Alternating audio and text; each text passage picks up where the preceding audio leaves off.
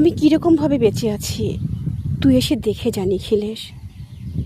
এই কি মানুষ জন্ম, নাকি শেষ পুরোহিত কঙ্কালের পাশা খেলা? প্রতি সন্ধ্যাবেলায় আমার বুকের মধ্যে হাওয়া ঘুরে ওঠে, হৃদয়কে অবহেলা করে রক্ত। আমি মানুষের পায়ের কাছে কুকুর হয়ে বসে থাকি তার ভেতরের কুকুরটাকে দেখব বলে। আমি আক্রোশে হেসে উঠি না। আমি সারপোকার পাশে সারপোকা হয়ে হাঁটি, মশা হয়ে উড়ি একদল মশার সঙ্গে।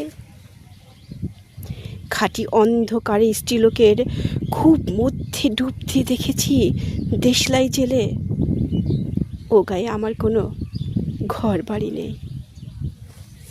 আমি স্বপ্নের মধ্যে বাবুদের বাড়ির ছেলে সেজে গেছি রঙ্গালয়ে, পরাগের মতো ফু দিয়ে উড়িয়েছি দৃশ্যলোক।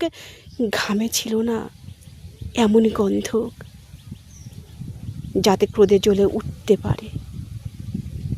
নিখিলেশ, তুই কি বলবি? আমি শোবার ঘরে নিজের দু হাতে পেরেকে বিধে দেখতে চেয়েছিলাম যিশুর কষ্ট খুব বেশি ছিল কিনা।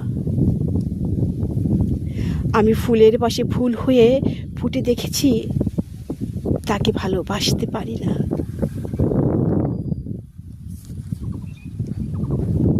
আমি ফুলের পাশে ফুল হয়ে ফুটে দেখেছি তাকে ভালোবাসতে পারি না। আমি কপাল থেকে ঘামের মতো মুছে নিয়েছি পিতামহের নাম।